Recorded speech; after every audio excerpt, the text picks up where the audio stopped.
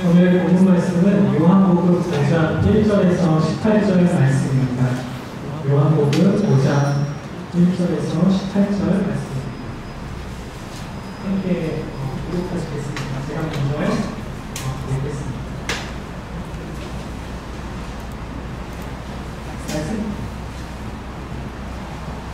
그 후에 유대인의 명절이 되어 예수께서 예루살렘에 올라가십니다.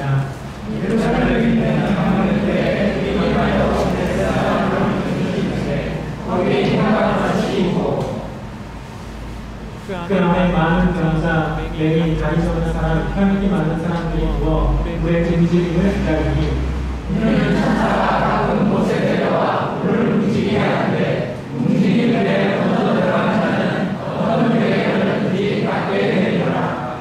거기 38된 병자가 있더라. 예수께서 그 눕은 것을 보시고 그들이 벌써 오래된 줄 아시고 이르시되 내가 아프다 하느냐. 병자가 대답하되 주여 우리 움직일 때에 나를 물에 넣어주는 사람이 없어 내가 가는데 다른 사람이 먼저 내려가리라. 예수께서 이르시되 일어나 내 자리를 들고 걸어가라 하시니 그 사람이 나아서 자리를 들고 걸어가니라. 이날은 잠시이니 유대인들이 병난 사람에게 이르되 당신이 이르되 내가 자리를 들고 가는 것이 옳지 아니하니라. 대답하되 나를 내가 자리를 들고 걸어가라 하니 그들이 이르되 너에게 자리를 들고 걸어가라 하는 사람이 누구냐. 고침을 받은 사람들과 누구인지 알지 못하니 이는 거기 사람이 아니고 예수께서 이미 피하셨습니다.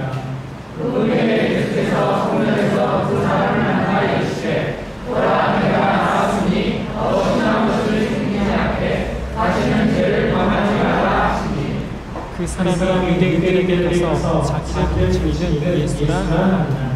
그러므로 당신들의 말을 행하신다 유대인들이 예수를 박해하게 되자 예수께서 그들에게 이르시되 내 아버지께서 이제까지 일하시니 나도 일한다 하시며 유대인들이 이로 말미암아 더욱 예수를 죽이고자 하니 이는 당신을 범할 뿐만 아니라 하나님을 자기의 시험하고자 하여 자기를 하나님과 국민으로 삼으시라. 아멘.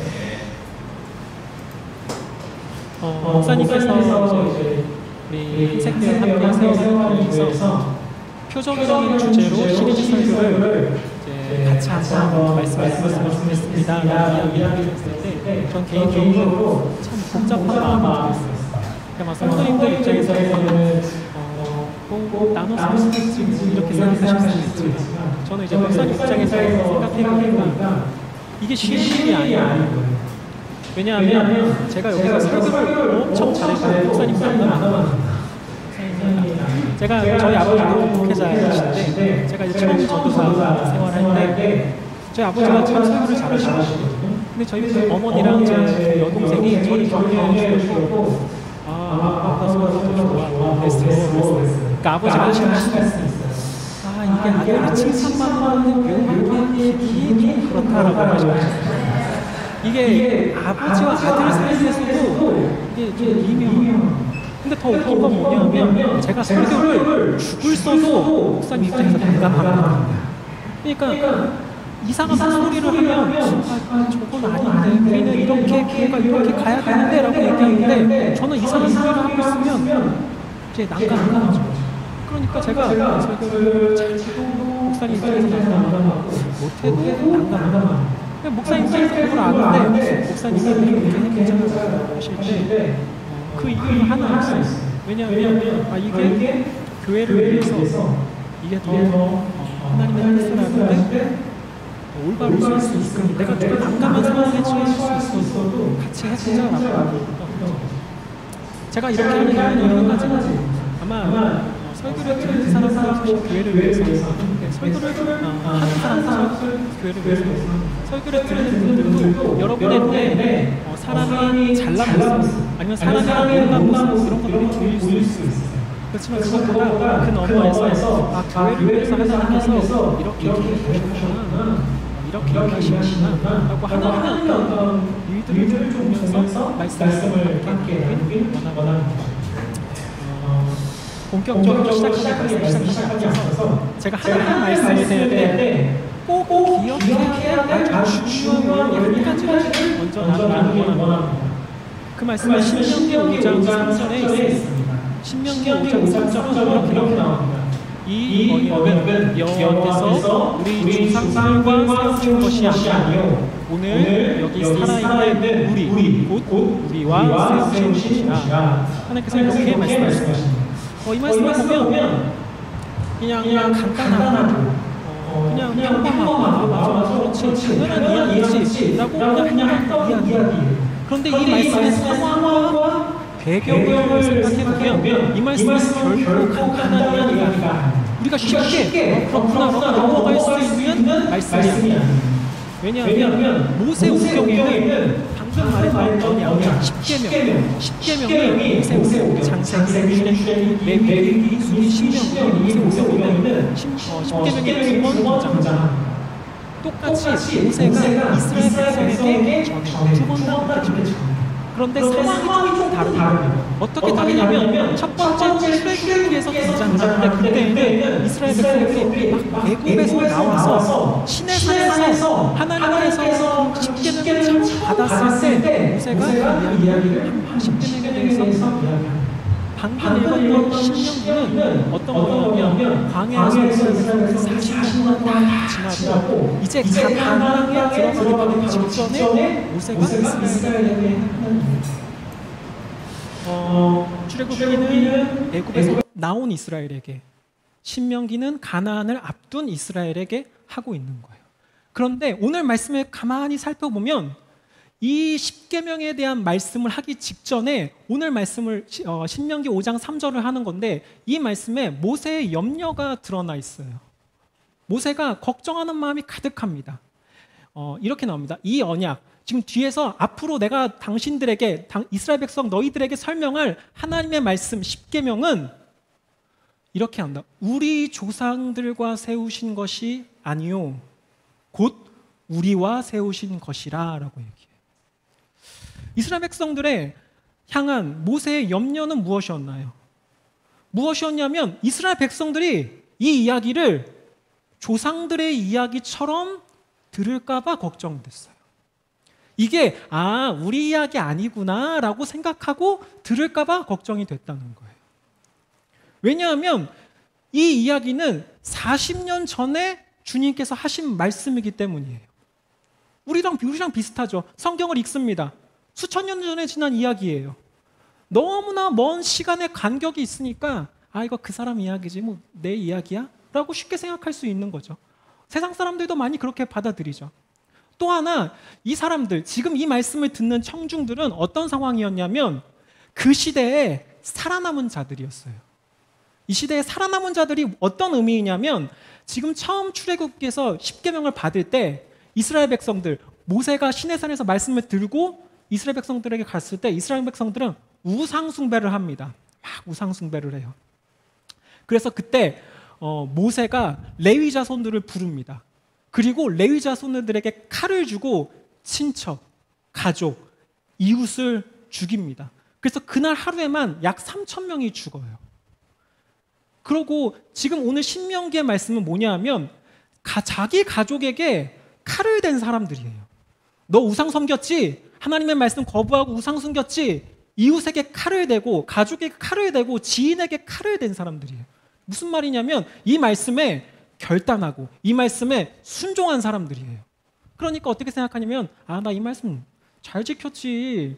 못 지켰던 사람들 지금 벌써 다 저기 가 있고 내가 이 말씀을 잘 지켰기 때문에 지금 40년 동안 광야에 살아남았고 이제 하나님의 약속을 앞둔 그 가나안 땅에 들어가는 그곳에 앞둔 나야 살아남은 사람이야 라고 생각하니까 모세가 덜커덕 겁이 난 거예요. 뭐라고 겁이 났냐면 이거 자기 이야기처럼 안 듣겠는데?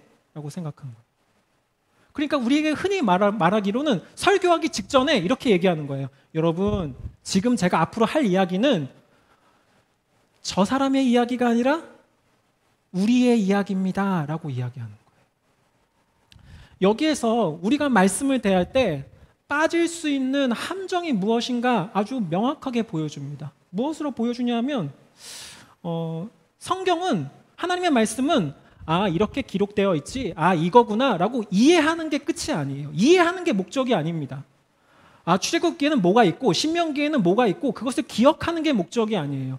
무엇이 목적이냐면 지금 성경, 하나님의 말씀을 통해서 지금 내 눈앞에 기록되어 있고 내 귀에 들리는 이 말씀은 하나님께서 이스라엘 백성이 아니라 나에게 하신 이야기구나 라는 것을 받아들이는 게 성경의 목적이에요. 그러니까 모세가 그렇게 이야기하는 겁니다. 이거 조상들의 이야기 아닙니다. 우리의 이야기입니다 라고 이야기합니다. 제가 이 신명기 말씀을 묵상할 때마다 제 어릴 적 기억들이 떠오릅니다. 이 말씀을 묵상할 때마다 제가 넘어졌던 어릴 적의 이야기를 떠올라요. 저는 이제 제 여동생이, 저보다 1살 어린 여동생이 있습니다. 여동생과 같이 예배를 앉아서 이렇게 드렸어요. 바로 옆에서 드렸어요. 이제 아버지가 말씀을 쭉 하십니다. 그러면 저는 싱긋이 웃으면서 이렇게 아버지를, 목사님 말씀을 보면서 어떻게 하냐면 제 옆에 있는 여동생을 이렇게 쓱 가리켜요. 지금 아버지가 하시는 말씀 너 들으라고 하는 거야. 이렇게. 네 이야기야. 이렇게. 왜냐하면 저는 이제 가족의 상황을 알잖아요. 아마 이렇게 하니까 좀 동생이 고집 피우니까 좀 자기 고집 피우지 말고 순종해라 라고 하는 말이 그냥 들리는 게 아니라 저는 얘 들으라고 하는 거구나 라고 제가 이렇게 해요. 여러분 혹시 이런 경험 없으신가요? 저만 이런 경험인가요? 아마 뭐 남편이나 아내분에게 당신 오늘 설교 잘 들었어? 오늘 하나님이 당신한테 한 이야기였어. 딱 당신한테 한 이야기였어. 라고 뭐 그런 경험 없으세요? 아니면 이렇게 얘기하죠. 말씀 딱 듣는데 갑자기 누군가 생각나요. 그래서 그 사람이 잘 듣고 있나 쓱 이렇게 쳐다봅니다. 그 말씀 잘 듣고 있나? 저 사람이 이 말씀 듣고 바뀌어야 되는데, 회개해야 되는데 한번 쓱 쳐다봐요. 왜냐하면 제 얘기가 아니거든요. 저 사람이 들어야 될 이야기라고 생각하거든요. 모세가 걱정했던 염려가 지금도 일어납니다. 그러다 보니까 어떤 일이 벌어지냐면 그 말씀이 내 이야기가 아니니까 그 말씀은 더 이상 내 삶에 영향을 미치지 않아요.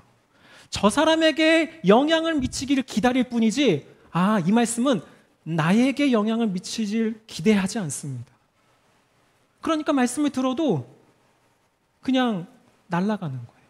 제가 이 말씀을 참 심각하게 받아들이는 것은 최근에도 받아들여요. 왜냐하면 말씀을 준비하는 그 순간 속에서도 이러한 함정이 저에게 찾아오거든요. 말씀을 준비할 때 어떻게 생각하냐면 이 말씀을 듣고 이 말씀은 꼭 누가 들었으면 좋겠어 라고 생각해요. 그리고 그분이 오셨는가 생각합니다. 그분이 안 오셨으면 그분이 들으셨어야 되는데 왜 안 오셨지? 라고 생각해요. 말씀을 준비하면서도 이 말씀을 듣고 그분이 변화되면 교회가 정말 좋아질 거야 라고 생각하면서 누군가를 위해 말씀을 준비합니다. 그런데 말씀을 준비하는 게 단순히 하루 이틀이 아닙니다. 저는 이 말씀을 준비하면 벌써 한 달, 2달 전부터 이 공지가 됐기 때문에 목사님은 설교를 여러 편 하셔서 힘드시겠지만 저는 이제 1편 하고 2편 하고 그러는 것 때문에 벌써 몇 주 동안 이 말씀에 빠져서 합니다. 계속 기다려요. 그런데 그렇게 빠져 살고 그리고 저는 어제까지만 해도 새벽 3, 4시까지 말씀을 보고 했어요. 근데 어떻게 되냐면 이 이야기는 내 얘기가 아니라 저 사람의 이야기예요. 저 사람이 들어야 될 이야기예요. 그러니까 제가 수십 시간의 말씀에 빠져들고 말씀을 묵상하고 있는데도 그 말씀은 제 삶에 영향을 미치지 않는 거예요. 이게 말씀을 준비하는 사람뿐만이 아니라 청중도 마찬가지입니다. 제가 설교할 때 가장 잘 듣는 사람이 누굴까요? 아마 아내일 거예요. 말씀을 제가 하면 아내가 긴장하고 듣습니다. 이상한 소리 하면 안 되는데 잘 전해야 돼. 긴장하면서 듣죠. 아마 제가 사랑하는 부모님이 계시면 부모님이 정말 긴장하면서 들으실 거예요. 그래서 제가 무엇을 얘기했는지 토시 하나 빠지지 않고 기억할 정도로 아주 잘 듣습니다. 잘 이해를 해요. 저 사람이 이런 얘기를 하려고 하는구나. 그걸 잘 이해를 해요. 그런데 그 아내에게 이 말씀이 영향이 미치지 않게 하는 한 가지 생각이 있습니다. 뭐냐 하면 이런 마음이에요. 에휴, 말은 잘하네. 저렇게 말은 잘해 지는. 이런 마음이면 그 말씀은 끝나는 거예요. 왜냐하면 그 말씀을 듣는데 너나 잘 지켜. 이 말씀을 적용을 다른 사람에게 돌리게 되는 거예요. 근데 우리는 흔히 이렇게 생각합니다. 저 설교자가 잘 설명하고 있나?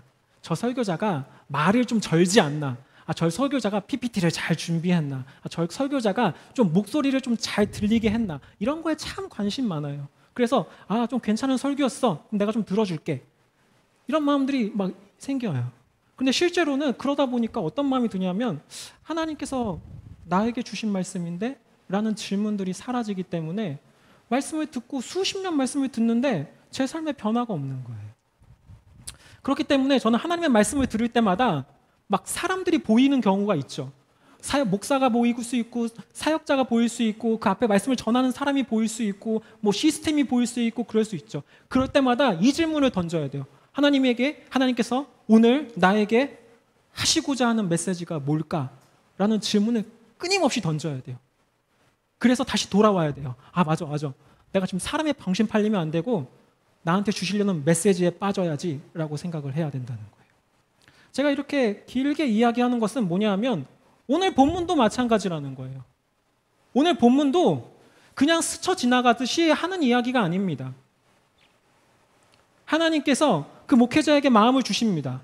요한복음이라는 말씀, 표적이라는 말씀으로 몇 주 동안, 약 2달 동안 이걸 말씀으로 나누자라고 했던 것은 무엇이냐 하면 우리 교회에게 지금 이 순간 하시고자 하는 메시지를 주시려고 하기 때문이라는 거예요. 지금 나에게 주시려는 메시지가 있기 때문에 내가 그 기적 잘 알고 있지, 그 표적 잘 알고 있지, 첫 번째, 두 번째, 세 번째 다 알고 있지, 그것은 무슨 사건이고 그것은 무슨 의미를 하고 있는지 다 알고 있지. 단순히 내용을 전달하기 위함이 아니라 오늘 내가 들어야 될 말씀이 이 본문에 있기 때문에 하나님께서 이 말씀을 허락하셨다는 거예요. 그리고 조금 더 구체적으로 설명하면 오늘의 본문 속에 등장하는 인물이 나와 똑같다는 거예요. 오늘 본문에 38년 된 병자가 있습니다. 근데 하나님께서 보시기에 38년 된 병자나 나나 똑같다라는 거예요. 그러니까 38년 된 병자의 이야기를 들려줍니다. 이거는 수천 년, 2000년 전에 그 사람의 이야기가 아니라 우리의 이야기야, 너의 이야기야 라고 하시면서 하나님께서 말씀하시는 거예요. 그러니까 우리는 어떤 생각해야 되냐면 저 병자와 저 아픔, 38년 동안 몸이 아픈 저 사람과 나는 어떤 게 똑같지? 하나님께서 보시기에 저 사람의 모습 속에서 발견하신 나의 모습이 무엇이지? 라는 질문을 해야 된다는 거예요. 저는 오늘 말씀 속에서 두 가지 주요한 인물, 38년 된 병자, 그리고 또 다른 인물이 등장해요. 유대인. 38년 된 병자와 유대인. 이 두 인물 속에서 우리의 모습을 보길 원합니다. 제 모습을 보기 원해요. 하나님께서 이 성경의 인물을 통해서 보여주고자 하시는 우리의 모습을 함께 나누길 원합니다. 첫 번째로 38년 된 병자의 이야기입니다. 38년 된 병자는 생각하면 어떤 생각이 떠오르시나요? 아마 이 이야기를 잘 알고 계시는 분들도 많으실 테고 오늘 제가 조금 긴 성경이었지만 함께 쭉 읽었기 때문에 읽은 이유는 대충 스토리를 좀 알기 원해서 함께 쭉 읽었어요. 한번 보셨으면 대충 어떤 이야기인지 아시겠죠? 38년 된 병자를 딱 보면 어떤 생각이 떠오르시나요? 어떻게 그렇게 오랜 시간 동안 고통이 있었을까? 인생이 참 고달팠겠다, 힘들었겠다. 왜 38년 동안이나 병을 고치지 못했을까? 불치병이었을까? 가난해서 못 고쳤을까? 능력이 없었을까? 이런 질문들이 떠오를 수 있겠죠. 근데 우리의 질문들 말고 이러한 질문을 한번 해보길 원해요.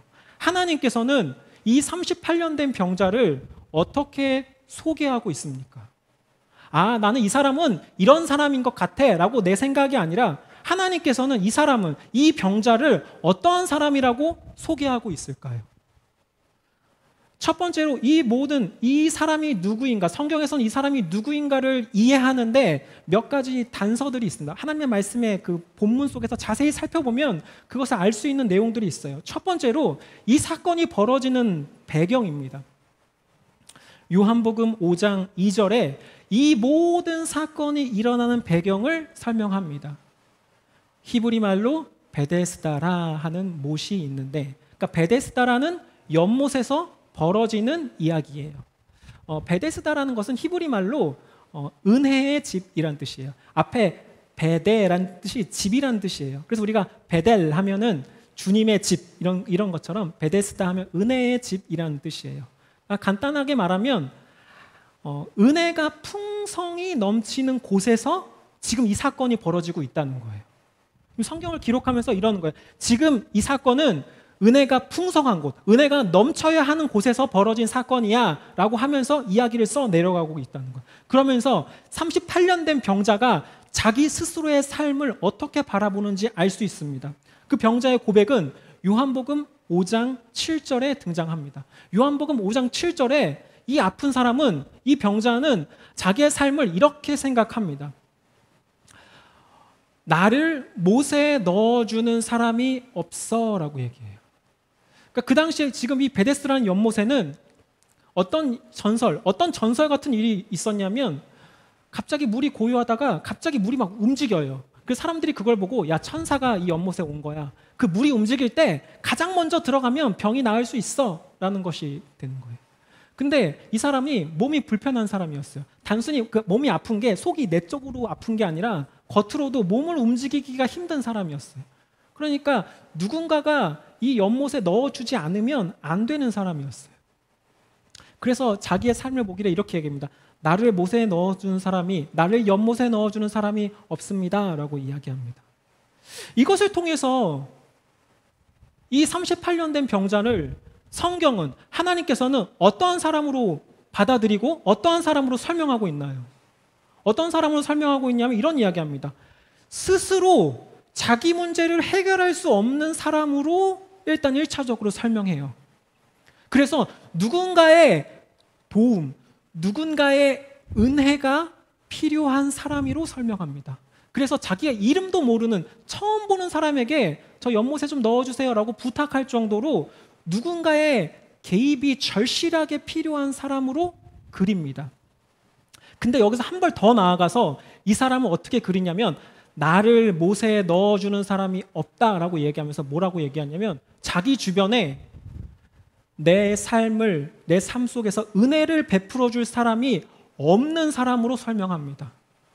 그러니까 지금 이 사람은 뭐냐면 은혜가 절대적으로 필요한 사람이에요. 혼자서는 못해요. 그래서 은혜가 필요한 사람이고 한 발 더 나아가서 자기 주변에 자기에게 은혜를 베풀어 줄 수 있는 사람이 없는 사람으로 이 38년 된 병자를 소개하고 있는 거예요. 그럼 우리 이렇게 생각하죠. 왜 이 사람은 주변에 사람이 없을까? 왜 이 사람은 은혜를 베풀어 줄 수 있는 사람이 없을까? 그럼 우리가 또 거기서 상상의 나래를 펼치겠죠. 아, 가족이 없나? 아니면 좀 가난했나?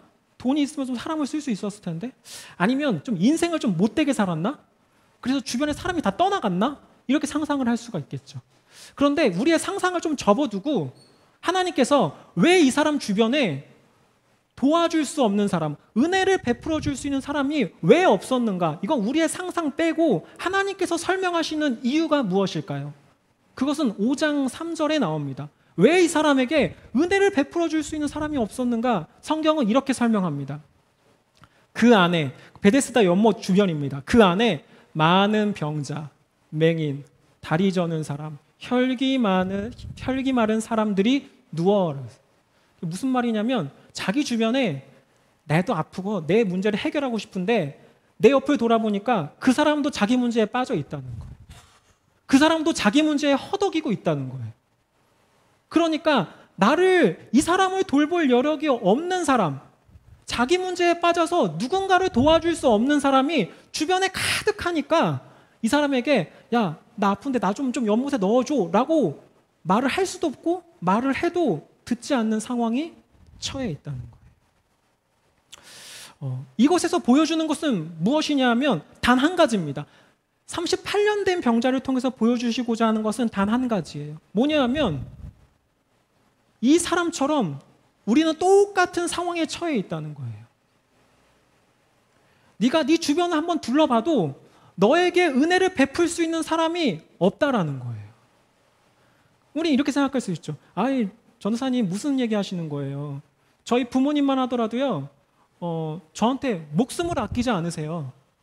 제가 만약에 죽어야 되는 순간이 생기고 제 삶에 문제가 생기면 부모님은 자기의 생명을 바쳐서라도 저를 살려주실 분이에요.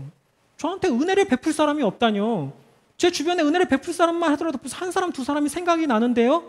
라고 이야기하는데 오늘 말씀은 어떤 면에서 이야기하고 있냐면 이런 거예요.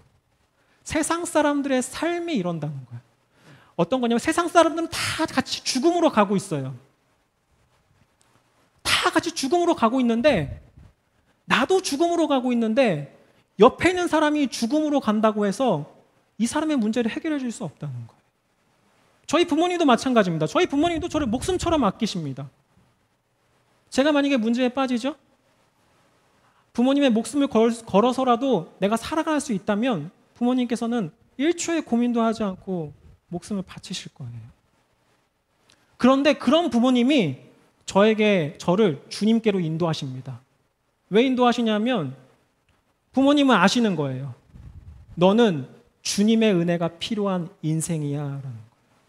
내가 목숨을 바친다 할지라도 내가 네 문제를 해결해 줄 수 있는 상황이 아니야. 그래서 마치 이런 거예요. 38년 된 병자처럼 저는 은혜가 필요한 사람입니다. 저는 주님의 특별히 내 주변에 나에게 은혜를 베풀 사람을 내 문제를 해결해 줄 수 있는 사람이 없어서 주님의 은혜만 간구해야 되는 사람입니다. 라는 것이 이 요한복음, 이 38년 된 병자를 통해서 보여주시는 우리의 모습이에요. 그런데 아마 이런 생각이 드실 거예요. 전도사님, 그 말씀 잘 알고 있습니다.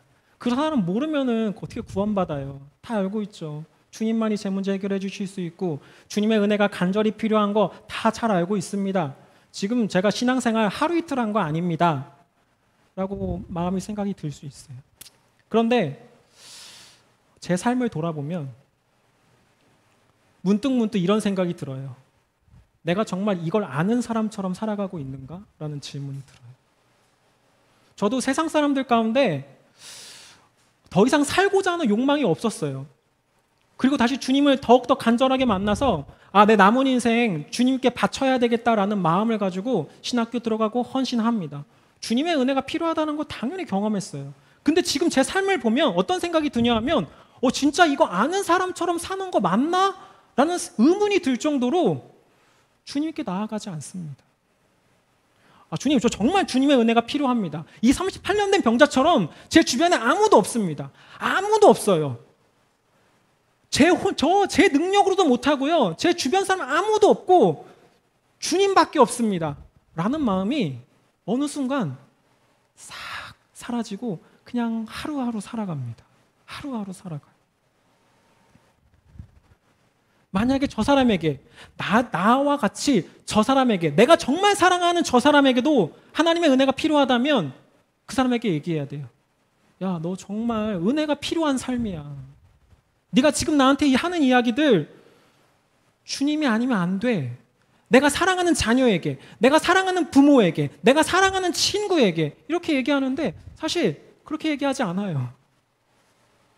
그러지 않아도 충분히 잘 살 수 있는 것처럼 마치 나는 은혜가 그렇게 필요하지 않은 사람이야 라는 것처럼 삶을 살아요.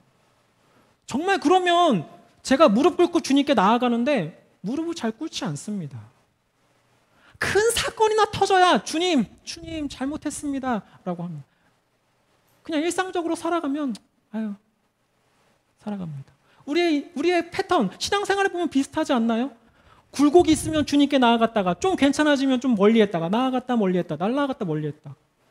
하나님께서 보시기에는 너 신앙생활 그렇게 잘하고 오랫동안 한 것처럼 보이지만 너 38년 된 병자랑 똑같아. 너 하나님의 은혜 없이 살 수 있다고? 너 정말 그런 삶이라고 생각해? 네 인생이 그럴 수 있다고 생각해? 네 자녀의 인생이 그럴 수 있다고 생각해? 네 부모의 인생, 네가 사랑하는 사람이 그렇게 할 수 있다고 생각해? 네가 그걸 아는 사람이 주님의 은혜에 대해서 간구하지 않고 그렇게 살아간다고? 하나님께서 반문하시는 거예요. 너 정말 그거 안다고? 주님의 은혜를 정말 간절히 생각한다고? 마치 이러는 거예요. 은혜가 절실히 필요한 38년 된 사람처럼 나도 은혜가 절실히 필요한 난데 그리고 그 은혜를 구할 곳이라고는 주님밖에 없는데 그러지 않아도 되는 사람처럼 살아가고 있다는 거예요. 이것이 오늘 본문 속에서 보여주시는 우리의 모습입니다. 누군가를 떠올리지 마시고 이 말씀 속에서 비춰주시는 우리의 모습을 보길 원해요. 내가 정말 은혜를 정말 간절히 사모하고 있나?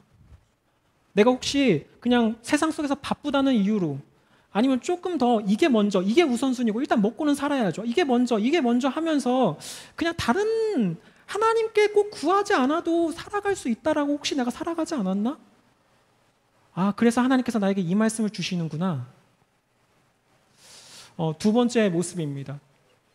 두 번째, 하나님께서 우리에게 보여주시고자 하는 모습은 뭐였냐면 유대인의 모습을 통해서 우리의 모습을 보여주길 원하셨어요. 유대인의 모습을 통해서 보여주길. 유대인은 어떤 사람이었나요? 유대인은 오늘 본문 속에서 유대인은 이런 사람입니다 라고 보여줄 수 있는 구절이 있습니다. 16절 말씀입니다. 16절에 이렇게 나옵니다. 그러므로 안식일에 이러한 일을 행하신다 하여 유대인들이 예수를 박해하게 된지라. 딱 한 줄로 설명해요. 예수님을 박해하는 사람들 이렇게 얘기합니다. 그게 유대인들이에요. 뭐 어떤 이유인지는 좀 나중에 더 추가적으로 설명하겠지만 일단 그냥 한 문장으로 얘기하면 예수님을 박해하고 예수님을 믿지 않는 사람들이에요. 그런데 이 예수님을 믿지 않았던 이유, 예수님께서 보셨을 때, 하나님께서 보셨을 때, 저 유대인은 왜 예수님을 믿지 않았을까? 왜 저 유대인들은 예수님을 왜 핍박했을까? 그 이유가 참 의미심장합니다. 참 생각보다 마음속에 크게 다가와요. 어떤 거냐면 5장 44절에 나옵니다. 그 사람의 삶을 평가하실 때 예수님이 그 사람의 삶을 평가하십니다. 유대인의 삶을 평가하시는 거예요. 그리고 왜 믿지 않는가를 설명하십니다. 이렇게 나옵니다. 너희가 서로 영광을 취하고 유일하신 하나님께로부터 오는 영광은 구하지 아니하니 어찌 나를 믿을 수 있느냐라고.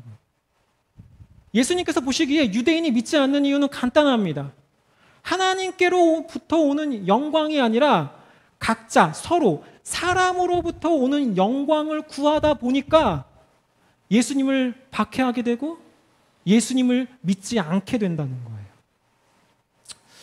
너무나 충격적인 이야기입니다. 우리 흔히 이렇게 생각하죠. 저는 차라리 최근에 그 정광훈 목사가 이제 이야기를 했을 때 막 그런 인터넷에 그런 짤 같은 게 돌아다니더라고요. 하나님 까불지 마, 막 이러면서 이러는.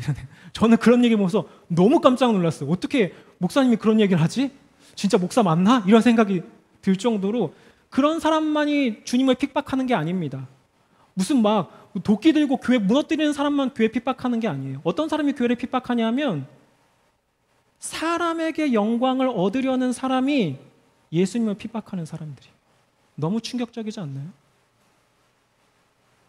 아니, 제가 하나님께 영광 구해야 되는 건 알겠습니다. 근데 그거는 조금 쉽지 않으니까 일단 첫 번째 단계, 요 단계 하고 그거는 조금 더 괜찮은 사람들이 추구하는 삶이에요 라고 얘기하는데 예수님은 이렇게 얘기하는 거예요. 아니야, 하나님께로 영광을 구하는 사람이 가장 기본적인 첫 번째 단계, 예수님을 믿는 거야 라고 얘기하는 거예요. 사람의 영광을 구하면 주님을 거부하게 된다는 거예요. 너무나 충격적인 이야기입니다. 제가 이제 신앙생활을 하면서 제가 신앙이 어릴 때는 어떤 질문들을 하면서 살았냐면 이런 질문들을 했어요. 나 지금 죽으면 천국 갈 수 있을까? 라는 질문을 했어요. 성서 침례교에서도 워낙에 구령삼도도 많이 하기도 하고 이런 질문 많이 하죠. 여러분 지금 죽어도 천국 갈 수 있습니까? 예, 있어요. 그럼 구원 받으신 겁니다. 이런 얘기 많이 하니까 나 지금 죽어도 천국 갈 수 있을까? 라는 질문을 제가 신앙이 미숙할 때, 성숙하지 못할 때 많이 그런 질문들을 했어요. 근데 제가 신앙이 조금 더 성숙해지고 신앙이 조금 더 괜찮아지면서 그런 질문들을 안 합니다. 그런데 그런 질문들을 대체하는 하나의 질문이 있어요. 어떤 질문이 이런 질문이에요. 지금 내가 이 일을 하면 하나님께서 기뻐하실까? 라는 질문을 하게 돼요. 지금 내가 이 일을 하면 주님께 영광 돌릴 수 있을까? 더 나아가서 이런 겁니다. 내가 지금 이 일을 하면 하나님께서 나에게 착하고 충성된 종아 잘하였도다 라고 칭찬해 주실까? 라는 질문을 더 하게 돼요. 신앙이 점점 성숙해지면서 뭘 얘기하냐면 하나님께로부터 오는 영광에 점점 더 예민해진다는 거예요. 처음에 내가 구원받을 수 있나 없나 여기에만 머물러 있던 나의 신앙이 어떻게 되냐면 나 정말 하나님께로부터 얻는 칭찬, 하나님께로부터 얻는 영광을 추구하고 싶어라는 마음을 하나님께서 그 사람들에게 주신다는 거예요. 그런데 이 말씀 속에서 우리가 가장 또 기억해야 될 말씀이 있습니다. 아까 제가 방금 말씀드렸던 것처럼 이 유대인의 모습이 제 모습이라는 거예요. 유대인의 모습은 우리의 모습입니다. 하나님의 영광을 구하지 않고 사람의 영광을 구하면서 예수를 박해했던 유대인의 모습은 지금 저 사람의 이야기가 아니라 내 이야기라는 거예요. 이걸 믿으시나요? 이게 제 이야기라는 거예요. 하나님께서 저를 높여주십니다. 어떻게 높여주시냐면 예수님의 아들을 주심으로써 저를 높여주십니다. 그래서 보잘것없는 저를 하나님의 자녀라는 아주 영광스러운 자리로 저희를 초청해 주십니다. 그게 하나님께로부터 오는 영광이에요. 근데 하나님께서 나를 존귀하게 여겨주셨어. 나를 영광스럽게 해주셨어. 나를 자녀 삼아주셨어. 나에게 예수님의 아들, 하나님의 아들 예수님을 주셨어. 라는 것보다 저희는 어디가 좋냐면 사람들이 주는 영광에 웃고 웁니다. 사람들이 쳐주는 박수소리, 오, 너무 잘하셨어요. 거기에 웃어요. 그리고 사람들이 무시하는 소리, 좀 아닌 것 같은데요. 저 사람이 날 무시하네? 내가 이렇게 무시받을 사람이 아닌데? 라고 하면서 분노하거나 웁니다. 하나님께로부터 오는 영광보다는 사람으로부터 오는 영광에 더욱더 예민하게 반응을 해요. 근데 마치 본문은 이런 이야기를 하는 거예요. 정말 하나님께로부터 오는 영광이 부족하십니까? 라는 질문을 하는 거예요. 하나님께로부터 오는 영광이 부족하니까 사람의 영광을 취하시는 건가요? 그것이 부족해서 나 사람에게 칭찬받고 싶어. 나 사람에게 무시받는 내 모습은 숨기고 싶어. 내가 조금 더 많은 것을 쌓아서, 내가 조금 더 괜찮은 곳을 직장을 가서, 내가 좀 괜찮은 남들에게 보여줄 만한 어떤 괜찮은 가운을 입으면서 사람들이 쳐주는 박수 소리, 사람들로 통해서 얻는 영광을 어떻게 해서라도 얻으려고 하시나요? 아니면 제 자녀에게, 제 사랑하는 사람들에게 얻는 영광이 최고야 라는 것으로 은연중에 이야기하십니까? 그렇게 살라고 부추기십니까? 그렇게 안 살면 세상에서 무시당한다고 이야기하십니까? 내가 말은 그렇게 하지 않습니다. 하나님의 영광, 그게 더 중요해. 사람의 영광보다 하나님의 영광이 중요해. 이런 말이 당연히 알고 있으니까 야, 너 사람의 영광 추구하면서 살아가 라고 말은 하지 않지만 은연중에 내 가치관, 내 생각들이 사람의 영광을 추구하는 삶, 그런 삶들이 되어 있나요?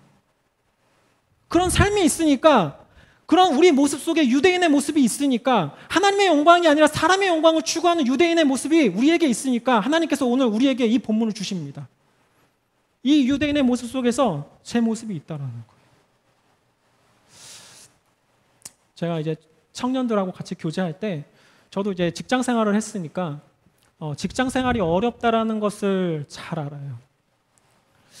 저는 여러분 가끔 청년들이 뭐 이런 일 때문에 어렵습니다. 상사 때문에 어렵습니다. 일 때문에 어렵습니다. 이런 얘기할 때마다 저는 대단하다고 생각해요. 저는 출근과 퇴근부터 힘들었거든요. 출근이 그냥 힘들었어요. 나 어떻게 출근하지? 내일 어떻게 출근해? 퇴근하려면 너무 막막한데? 전 출퇴근부터 힘들었어요. 그 회사에서 무슨 일이 일어나는 간 둘째치고 출퇴근부터 힘들었어요. 근데 청년들 보면 제가 힘들어했던 출퇴근은 가볍게 넘어가고 그 다음 문제, 저보다 조금 더 고상한 문제에 빠진 거 보면 참 대단합니다. 근데 그런 문제 가운데 저희에게 오늘 이 말씀, 우리에게 사실 하시는 말씀들이 있어요. 그런 고통들, 그런 아픔 가운데 제가 가만히 보면서 이렇게 이야기합니다. 내가 그 청년들에게 정말 하나님의 영광을 추구해야 돼라고 말한다는 게 쉽지 않다는 걸 제가 잘 알고 있어요. 그래서 잘 말 못해요. 저는 그렇게 살고 제가 그렇게 해도 잘 말 못해요. 그리고 더 나아가서 제가 왜 두렵냐면 저 사람은 직장 생활을 하는데 저는 사역자로 살아가는데도 사람의 영광을 추구하는 게 너무나 쉬워요. 아니 직장생활 하는 사람은 저 논외로 치더라도 사역자면 하나님의 영광을 취하는 게 직장 사람들과 직장생활 하는 사람보다 더 쉬워야 되는 거 아닌가요? 근데 그렇게 쉬운 저도 그러니까 제일 낮은 레벨에서도 어떤 게 하냐면 하나님의 영광보다 사람의 눈치를 보게 됩니다. 사람의 영광을 추구하게 돼요. 저도 여기서 허덕이고 있는데 청년들에게 야 우리 하나님의 어렵죠. 그래서 사실 이 말씀 하면서 야 이 청년들이 듣고 이 말씀 속에서 하나님의 영광을 좀 취했으면 좋겠어. 사람 영광 취하지 말고 하나님의 영광. 그래서 교회에서 막 이런 게 아니라 이 말씀 묵상하면서 하나님이 제 모습을 많이 보여주셨어요. 너가 그러지? 네 속에 유대인의 모습 있잖아. 너 근데 그거 알아? 너 사람 눈치 보고 사람 영광 구하고 그거 나 핍박하는 거야. 나 거부하는 거야. 나 믿지 않는 거야. 그렇게 얘기하시죠. 오늘 이 시간, 오늘 이 말씀 속에서 주신 우리의 모습, 이 말씀을 통해서 비춰주신 우리의 모습을 깊게 묵상하기 원합니다. 우리는 38년 된 병자와 같은 사람입니다. 은혜가 정말 필요한 사람이에요. 혼자서 살아갈 수 있는 사람이 아닙니다. 그리고 제 주변에는 아무도 저에게 은혜를 베풀어 줄 수 있는 사람이 없는 사람이에요. 부모가 있어도 마찬가지예요.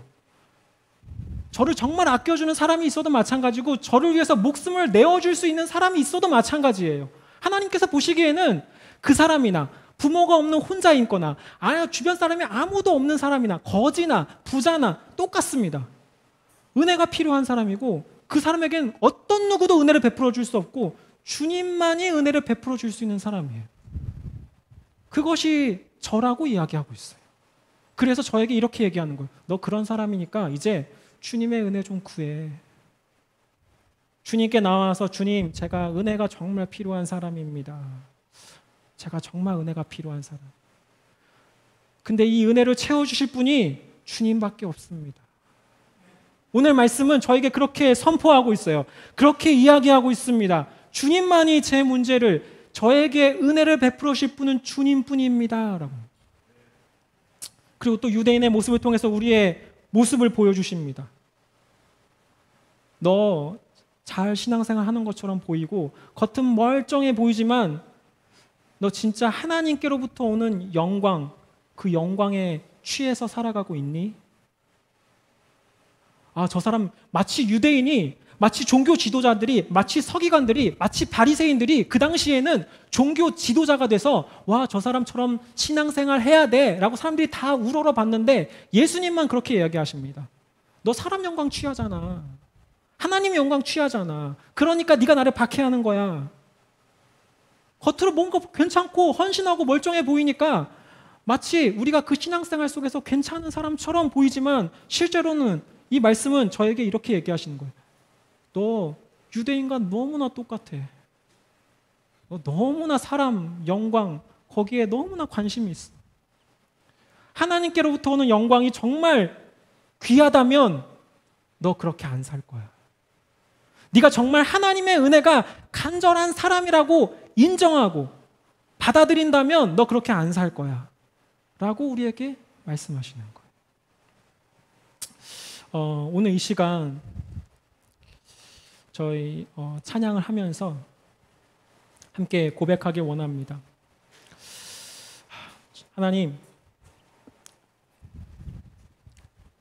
주님만이 저에게 은혜를 베풀어 주시며 주님만이, 주님으로부터 오는 영광만이 제 삶을 풍요롭게 합니다.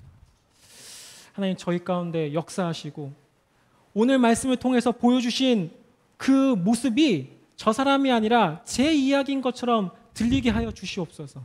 누군가를 떠올리는 것이 아니라 제 이야기처럼 들리게 해주세요. 제 이야기입니다. 제 모습입니다. 하나님, 회개합니다. 하나님, 나아갑니다. 저를 긍휼히 여겨주시고 저에게 은혜를 베풀어 주시고 하나님, 하나님의 영광, 하나님으로 도는 영광을 사모하는 마음을 허락하여 주시옵소서.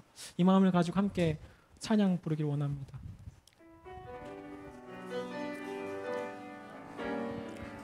주님만이, 주님만이 내 아픔 아시며 주님만이 내 맘 어루만지네. 어느 누구도 나를 향하신 주님의 사랑을 끊을 수 없네. 주님만이 내 능력이시며 주님만이 나의 구원이시네. 어느 누구도 나를 향하신 주님의 사랑을 끊을 수 없네. 주 사랑이 나를 숨쉬게, 주 사랑이 나를 숨쉬게, 세상 그 어떤 어려움 속에도 주 은혜로 나를 돌보시며, 주 은혜로 나를 돌보시며 세상 끝날까지 지켜주시네. 주 사랑이 나를 이끄시네. 주 사랑이 나를 이끄시네. 내가 갈 수 없는 그곳으로 주의 사랑 나를 붙드시며 세상 끝날까지 인도하시. 주님만이 내 아픔 아시며 주님만이 내 맘 어루만지네. 어느 누구도 나를 향하신 주님의 사랑을 끊을 수 없네. 주님만이 내 능력이시며 주님만이 나의 구원이시네. 어느 누구도 나를 향하신 주의 세상을 끊을 수 없. 내가 믿는 분, 내가 믿는 분 예수, 내가 속한 분 예수, 삶의 이유 되시네. 내 노래 대신 내가 믿는 분, 내가 믿는 분 예수, 내가 속한 분 예수, 삶의 이유 대신에 내 노래 대신에 전심으로. 지금 이 시간 잠시 기도하기 원합니다. 오늘 우리에게 주신 하나님의 말씀을 붙들고 기도하기 원합니다. 하나님, 오늘 말씀은 제 이야기입니다. 하나님, 오늘 말씀은 저의 모습입니다. 하나님, 저를 긍휼히 여겨주시고 하나님, 저희 말씀 가운데 제 삶에 영향을 미칠 수 있도록 하나님 역사하여 주시옵소서. 다 함께 기도하시겠습니다. 하나님 아버지 감사드립니다. 하나님, 오늘 말씀 속에서 우리의 모습을 보여주심에 감사드립니다. 제 모습을 보여주심에 감사드립니다. 하나님, 이 속에서 하나님께서 역사하시고 하나님, 이 말씀 속에서 제 삶에 역사하여 주시옵소서. 이 말씀이 제 이야기인 것을 고백합니다. 이 말씀이 제 삶을 변화시키고 이 말씀이 제 삶에 영향을 미치길 하나님 소망합니다. 하나님, 제가 주님의 은혜를 사모합니다. 주님의 은혜를 구하기 위해서 제가 이 자리에 무릎을 꿇습니다. 하나님, 저에게 은혜를 베풀어 주실 분은 예수님밖에 없음을 고백합니다. 하나님, 저에게 은혜를 베풀어 주시옵소서. 하나님, 제가 지금까지 유대인들과 같은 삶을 살았습니다. 하나님, 제가 지금까지 하나님의 영광이 아니라 사람의 영광을 구하며 살았습니다. 사람의 눈치를 보고, 사람이 쳐주는 박수를 보고, 사람이 쳐주는 우리에게 이야기하는 무시를 분노하고 울으면서 저희가 살아갔습니다. 하나님, 저희 가운데 하나님의 영광을 사모할 수 있도록 도와주시옵소서. 하나님, 저희 가운데 인간의 영광이 아니라 하나님의 영광을 사모할 수 있도록 하나님, 저희를 역사하여 주시옵소서. 저희를 긍휼히 여겨주시고 이 말씀 가운데 반응할 수 있도록 도와주시옵소서. 하나님, 저희 가운데 도와주시옵소서.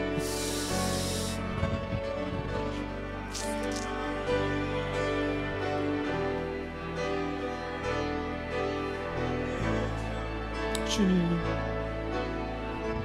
경배하리. 주님,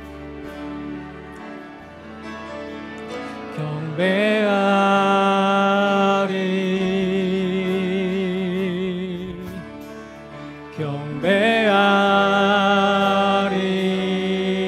경배하리라. 경배하리.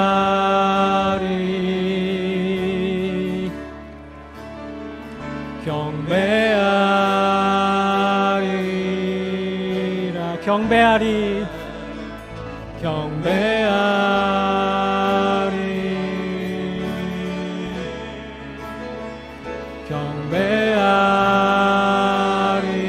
경배하리라. 주님, 경배하리.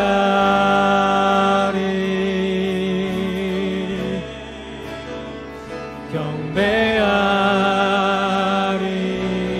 내가 믿는 분, 내가 믿는 분, 예수. 내가 속한 분, 예수. 삶의 이유 되시네. 내 노래 되시네. 내가 믿는 분, 내가 믿는 분, 예수. 내가 속한 분, 예수. 삶의 이유 되시네. 내 노래 되시네. 전심으로.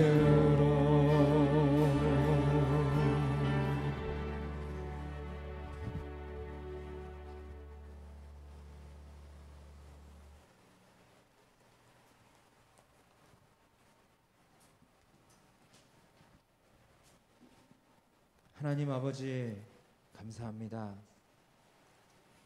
오늘 하나님께서 저를 이곳 가운데 초대하여 주시고 주님, 하나님의 말씀 붙들고 다시 한번 하나님의 영광을 바라보며 일어설 수 있는 귀한 특권을 주셔서 감사합니다. 아멘. 하나님, 한 주 동안 정말 힘겹게 또 어렵게 또 낭만 가운데 살면서 살았던 우리의 삶 가운데 생명수와 같은 말씀으로 우리를 권면해 주시니 감사합니다. 주님, 하나님, 38년 된 병자가 베데스다 연못에 갔을 때 하나님, 그 베데스다 연못은 은혜의 집이라고 했지만 그곳에 수많은 사람들이 은혜를 경험하지 못하고 주님, 정말 자신의 상황과 환경과 처지로 인해서 낭망하고 좌절하고 다른 사람을 비난하고 소망을 잃어버린 그런 삶을 살았는데 하나님, 어찌 보면 우리도 그와 같은 모습으로 살고 있지 않는지 우리 자신을 돌아보게 됩니다. 주님. 하나님이 기뻐하시는 은혜의 집에 하나님께서 이곳에 우리를 초대해 주시고 하나님, 이 공동체 안에서 우리가 함께 신앙생활하고 하나님 서로를 위해서 기도하고 축복하고 응원하는 그런 귀한 공동체가 있음에도 불구하고 그런 귀한 교회가 있음에도 불구하고 하나님의 은혜를 경험하지 못하고 늘 내 처지와 내 상황을 비관하며 정말 하나님을 원망하며 살지 않았나. 하나님, 우리 자신을 다시 한번 돌아보게 해주셔서 감사합니다. 하나님, 우리가 다른 것은 잊어도 하나님의 은혜만은 잊지 않게 하여 주시고 오늘도 하나님의 은혜 없이는 살 수 없는 존재임을 깨닫고 주님 앞에 엎드려지는 귀한 심령들 될 수 있도록 축복하여 주시옵소서. 하나님, 또한 정말 우리가 유대인처럼 정말 하나님의 영광을 걷어차고 사람의 영광을 위해서 살고 있는 그런 어리석은 모습이 있다면 하나님, 이 시간 우리 마음 가운데 완악한 죄악을 하나님 들춰내 주시고 예수 그리스도의 보혈의 능력으로 다시 한번 치유하시고 회복시켜 주셔서 이제는 다시 한번 하나님의 영광만을 바라보며 살아가는 우리 모든 식구들 또 저의 삶이 될 수 있도록 하나님 인도하여 주시옵소서. 하나님, 지금 모든 성도들이 어려움 가운데 있습니다. 함께 모이지 못하고 마음껏 하나님을 예배하지 못하고 또 사랑의 교제를 나누지 못하고 아버지 정말 사람을 정말 불신하고 사람들과 함께하기를 꺼려하는 그런 상황 속에서 하나님 우리가 참으로 갈급해하고 있습니다. 하나님, 그런 우리의 갈급한 마음 가운데 오늘 주님께서 귀한 말씀을 전해주셨사오니 이 말씀 다시 한번 부여잡고 오늘도 우리와 동행하시며 오늘도 우리의 생사화복을 주관하시는 주님을 바라보며 주님께 영광 돌리는 삶을 살아갈 수 있도록 축복하여 주시옵소서. 하나님, 정말 병마로 또 여러 가지 고통으로 또 여러 가지 문제로 인해서 하나님 신음하고 아파하고 있는 성도님들이 계시다면 하나님께서 정말 직접 찾아가 주셔서 그 능력의 손, 피 묻은 손으로 만져주사 속히 회복되게 하여 주시고 또한 하나님 그리하지 아니할지라도 하나님 주님께서 내 병을 고쳐주시거나 내 문제를 해결해 주시지 않는다 할지라도 하나님을 원망하지 아니하고 하나님의 뜻이 무엇인지를 구하며 하나님께 더욱더 엎드려지는 그런 믿음의 삶을 살아가는 우리 사랑하는 성도님들 될 수 있도록 주님 축복하여 주시옵소서. 오늘도 이렇게 귀한 은혜자를 허락하시고 하나님께 영광 돌릴 수 있도록 인도하신 주님께 감사하며 우리 주 예수 그리스도의 이름으로 간절히 기도했사옵나이다. 아멘.